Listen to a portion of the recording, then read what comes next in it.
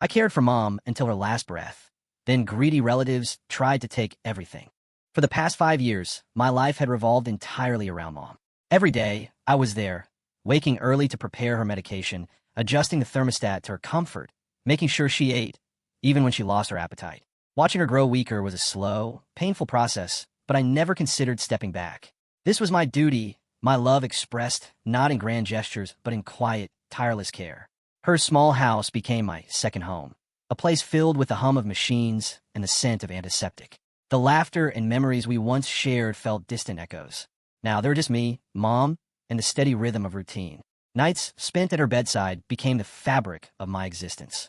I saw the pain she tried to hide, the moments of despair masked by a faint smile. When she passed, the silence was deafening. The house, once alive with her presence, felt empty and cold. I thought for a moment the hardest part was over, but I was wrong. The real battle was only beginning. Within days, relatives I barely knew appeared, brothers, children, and distant cousins, each claiming to be the rightful heir to Mom's modest estate and the small business she had nurtured. They arrived with forced smiles and hollow condolences, but their eyes betrayed a hunger I hadn't expected. At first, I tried to hold on quietly, believing that my years of devotion would speak for themselves. But as they pushed harder, filing claims and demanding rights, I realized love wasn't enough. In this world, it seemed you had to prove your worth with documents and witnesses, not memories and sacrifice. The house where I had cared for Mom became a battlefield. Voices rose in meetings. Accusations flew like arrows. The family I thought I knew revealed a different face, one shaped by greed and opportunism. I was no longer the devoted son. I was an obstacle to be removed. Yet, amidst the turmoil, I clung to one hope: truth. The truth of those long nights, the countless small acts of care that no legal document could easily capture, but which I was determined to prove.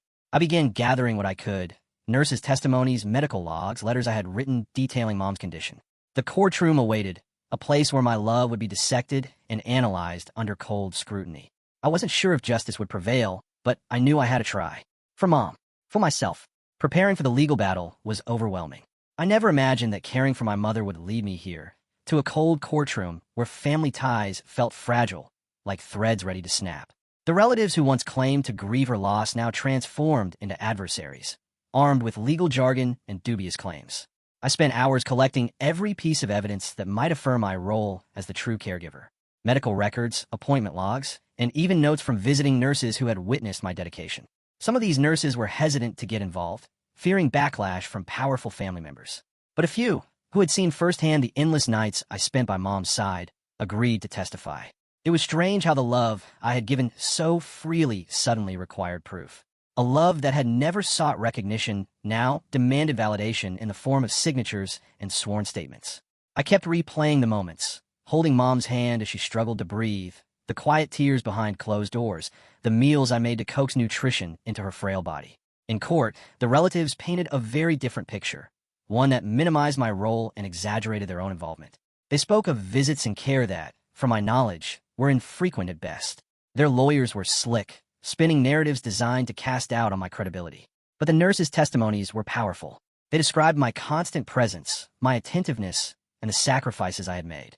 Letters I had written, outlining Mom's daily needs and changes in her condition, serve as a timeline impossible to ignore. These documents painted a story of devotion that no legal maneuver could easily erase. Still, every day felt like a test of endurance. The bitterness of having to prove love with paperwork gnawed at me. How had it come to this? Was care really so easily questioned when it lacked formal acknowledgement? The courtroom's sterile walls seemed to echo my frustration. Yet, I held on to the hope that truth would shine through. Not just for the sake of the house or the business, but to honor the memory of a woman who had given me everything. The courtroom was a stark contrast to the warmth I had known in Mom's house. The air was heavy with tension, every glance measured, every word weighed. As I sat there listening to the lawyers' arguments and the relatives' testimonies, I felt a strange mixture of exhaustion and resolve. This was more than a legal battle. It was a test of everything I'd sacrificed. One by one, the nurses took the stand. Their voices, steady and sincere, painted a vivid picture of my daily presence. They spoke of how I had managed Mom's medications, adjusted her comfort measures, and provided emotional support during the darkest moments. Each testimony chipped away at the false claims of those who sought to rewrite history. The letters I had written, filled with detailed observations about Mom's health, were presented as evidence. These notes weren't just documents. They were a chronicle of love and dedication, a record of the silent vigil I had kept. Opposing counsel tried to discredit me, suggesting that my care was minimal or motivated by personal gain. But their arguments felt hollow in the face of such overwhelming proof. Still, the bitterness lingered. How could something as pure as caring for a parent be doubted? Why did love need to be dissected under legal scrutiny? The irony wasn't lost on me, that the very thing that should unite a family could become a source of division and pain. Despite it all, I knew I had done everything possible to honor Mom's memory. The truth was on my side, even if the courtroom was a battlefield. When the judge finally adjourned the session, the weight of the day pressed down on me. But beneath the exhaustion was a quiet hope that justice would prevail and that the house and business that had meant so much to Mom would remain where they belonged. Days stretched into weeks as the trial dragged on, each session unraveling more threads of the tangled family drama. The opposing side continued to push their fabricated claims, but with every witness, every piece of evidence, their arguments grew weaker. What surprised me most was the subtle shift among some relatives. Those who had initially sided against me began to question the legitimacy of the accusations. Whispered doubts spread through family gatherings. The foundation of their united front cracked. The nurses' testimonies became the cornerstone of my defense. One in particular, Sarah, had grown close to Mom during her final years. Her heartfelt recounting of my sacrifices touched not just the court, but also the hearts of some relatives who began to see me not as an adversary, but as the son who truly cared. I found unexpected allies in these moments. A reminder that even in the darkest times, truth has a way of finding its path. Yet, the bitterness lingered. The fact that I had to prove love, to defend my years of care against people I once considered family, left a sour taste. Love, it seemed, was no longer enough without proof. But this battle was far from over. The final verdict loomed, and with it, the hope that justice would restore not just property, but dignity. Every day, I reminded myself of Mom's quiet strength, drawing courage from her memory to face the challenges ahead. The courtroom had become my second home, a place where memories of my mother's quiet strength clashed with the harsh reality of legal battles. Each day, as I sat among the rows of seats, I was reminded of the fragile nature of family ties and the merciless machinery of the law. The relatives, once masked by feigned grief, now showed their true colors, a mix of greed, entitlement, and cold calculation. It was painful, but I was determined to stand firm. The turning point came when the judge called for the presentation of correspondence and medical logs. My attorney laid out the timeline, the daily care I had provided, documented meticulously through notes, appointment reminders, and messages with nurses and doctors. The documents were not just proof of care. They were proof of love, quiet, tireless, and unwavering. When Sarah, the lead nurse, took the stand, her testimony was both factual and emotional. She recounted nights when I stayed by my mother's bedside, administering medication, comforting her through pain and fear. "I've seen many caregivers," she said solemnly, but his devotion was extraordinary. He was her rock. Her words carried weight that no document could fully capture. The relative's lawyers scrambled to undermine her credibility, accusing her of bias. But the judge's patience held firm, allowing her to speak without interruption. The witnesses continued, each echoing the truth that had been my constant companion these years. Yet, the bitterness lingered like a shadow. I wrestled with the cruel irony that my love and sacrifice were questioned and had to be proven with papers and sworn testimonies. The very essence of caregiving, something that should have been sacred and unquestioned, was dissected like evidence in a trial. It felt like a wound reopened every time my devotion was challenged. Despite the emotional toll, I knew I had done everything possible. Every letter, every witness was a brick in the foundation of truth I had built. This was no longer just about the house or the business. It was about preserving my mother's legacy and protecting the dignity of the years I had given her. As the trial neared its conclusion, I found moments of quiet reflection. I revisited memories of Mom, her soft smile, the gentle squeeze of her hand, her words of encouragement. These memories fueled my resolve, reminding me why I fought so fiercely. When the judge finally announced that the court would deliberate, a hush fell over the room. I felt a mix of relief and anxiety, knowing that the verdict would shape not only my future, but also the truth about those final years with Mom.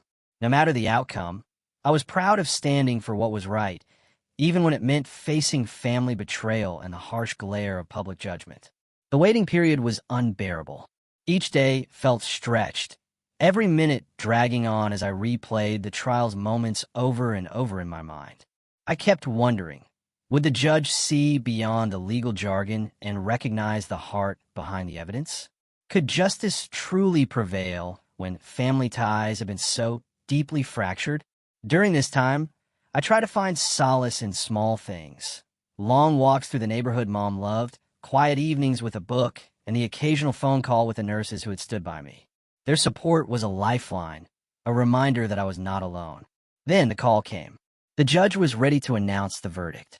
I arrived at the courthouse early, the familiar tension settling like a heavy cloak over my shoulders.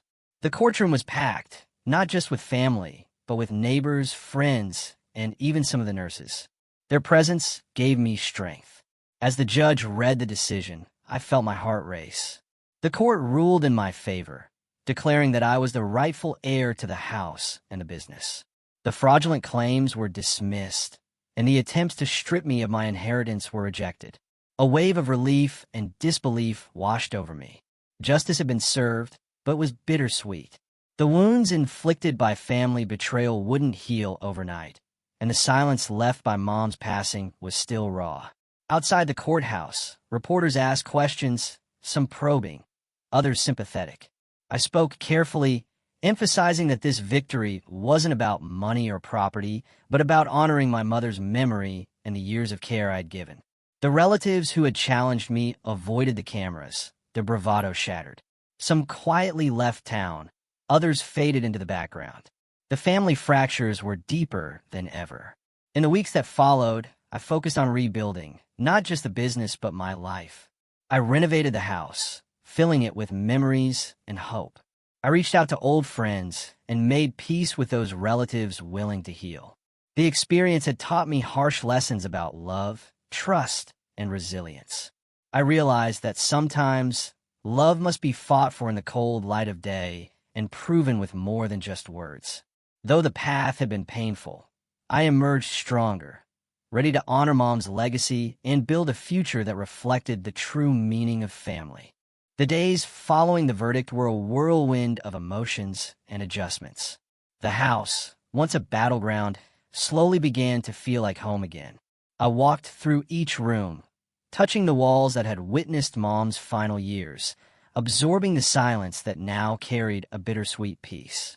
The business, too, required my attention, a legacy I was now tasked with preserving and nurturing. Some relatives reached out, their tones softer, tinged with regret. Not all bridges could be mended, but a few conversations opened doors to understanding. I realized that the scars of betrayal ran deep, yet healing was possible if both sides were willing. At the same time, I found unexpected support in the community. Neighbors, friends, even former colleagues stepped forward, offering help and encouragement. Their kindness reminded me that family is not just defined by blood, but by those who stand by you in times of need. Emotionally, I grappled with the complex feelings of relief and loss. The courtroom had affirmed my role as caregiver and rightful heir, but nothing could replace the presence of Mom's warm smile or her gentle voice. I often caught myself reaching for the phone to share a thought or a memory, only to remember she was gone. The ordeal had taken a toll, but it had also revealed my strength. I had faced not only legal battles, but the painful unraveling of family ties. Through it all, I discovered resilience I didn't know I possessed. I began documenting my journey, hoping to transform my pain into something meaningful. Maybe, someday, sharing this story would help others facing similar struggles, reminding them that love, even when tested, endures. The future remained uncertain, but I was no longer afraid. I carried Mom's memory like a torch, lighting my way forward. With the legal battle behind me, the real work of healing and rebuilding began. The house, once heavy with conflict, gradually became a sanctuary where I could honor Mom's memory without the looming shadow of betrayal. I dedicated myself to restoring the garden she loved, planting flowers that reminded me of her gentle touch and her quiet strength. Each bloom was a symbol of renewal, life pushing through the cracks of hardship. The business, too, required care. Mom had built it from the ground up, a modest but meaningful enterprise that provided for us and represented her dreams and hard work. I knew that preserving it was more than a financial responsibility. It was a way to keep her spirit alive. Late nights were spent poring over ledgers and contracts, learning the nuances that had once been her domain. It was challenging, but also deeply rewarding. Despite the victory in court, the emotional scars remained raw. The betrayal by family members left me questioning the very nature of trust and love. How could people so close turn so cold, so quick to claim what wasn't theirs? The bitter realization that love had to be proven with documents and witnesses stung sharply, yet also hardened my resolve. Support from friends and neighbors became a balm for my wounded heart. They didn't ask for proof or legal papers. They simply offered kindness and presence. Their encouragement reminded me that family is not just about blood relations. It's about those who stand beside you when it matters most. Slowly, I found myself opening up again, inviting a few close friends into the house, sharing stories of Mom, laughing, and sometimes crying over memories. It was a process of reclaiming joy and rebuilding connection. I also sought counseling to help process the complex emotions, grief intertwined with anger, relief mixed with loneliness. Speaking openly about my experience brought clarity and helped me understand that healing is not linear, but a journey filled with ups and downs. Through it all, I kept returning to one thought. My mother's love was unconditional and enduring, far beyond any legal battle. That truth gave me strength on the darkest days and hope for the future. As I looked ahead, I resolved to live in a way that honored her legacy, one of compassion, perseverance, and integrity. The fight had been painful, but it also taught me the value of standing up for what truly matters. The house and the business were more than just assets. They were symbols of love and resilience, a testament to a bond that no court could break. As time went on, the wounds from the family dispute began to heal, though the scars remained visible reminders of what had transpired. I realized that some relationships were irreparably broken, and acceptance became the key to moving forward. The relatives who had fought me for Mom's estate had largely disappeared from my life, leaving behind a hollow silence that was both painful and freeing. In the quiet moments, I reflected on the bittersweet irony of the situation. The very people who should have shared in grief and support had instead pursued selfish gains, forcing me into a fight I never wanted. Yet, it was through this struggle that I discovered my own strength and the true meaning of loyalty, not in blood, but in actions. The business began to flourish again under my care. With fresh ideas and renewed passion, I expanded our offerings and sought new partnerships. Each success was a tribute to Mom's vision and the years of love she had invested. It wasn't just about profit. It was about carrying on a legacy of hard work and dedication. I also made a conscious effort to build a community around me, friends, neighbors, and colleagues who valued honesty and kindness. These connections filled the void left by fractured family ties, creating a new kind of family forged through trust and mutual respect. Despite the hardships, I felt a profound sense of gratitude. The journey had tested me in ways I never imagined, but it had also taught me invaluable lessons about resilience, justice, and the complexities of love. Most importantly, I learned that proving love and care doesn't always require legal documents. Sometimes it is found in the quiet moments, the sacrifices made in the shadows, and the unwavering commitment to those we hold dear. Mom's memory lived on in every corner of the house, in every successful project, and in the strength I carried within me. Though the path had been rocky, it had shaped me into someone more compassionate, determined, and aware of what truly matters. As I looked forward, I carried hope, not just for myself, but for others who face similar battles, reminding them that love, even when challenged, endures. Update 1. The days after the court's verdict felt surreal. I had won, but the victory wasn't the triumphant celebration I imagined. Instead, it was quiet, contemplative, a moment to catch my breath after years of turmoil. The house, once a symbol of conflict, was finally mine to cherish and care for, just as Mom had intended. Yet, beneath the relief, there was a lingering bitterness. The fact that I had to fight my own family to claim what was rightfully mine felt like a betrayal that cut deeper than any wound. I found myself questioning the nature of love and family, how it could fracture so easily when tested by greed. Despite this, I chose to focus on the positive. I threw myself into restoring the business, using the lessons learned from the fight to guide my leadership. Transparency, respect, and empathy became my pillars, ensuring that no one else under my care would face the kind of betrayal I endured.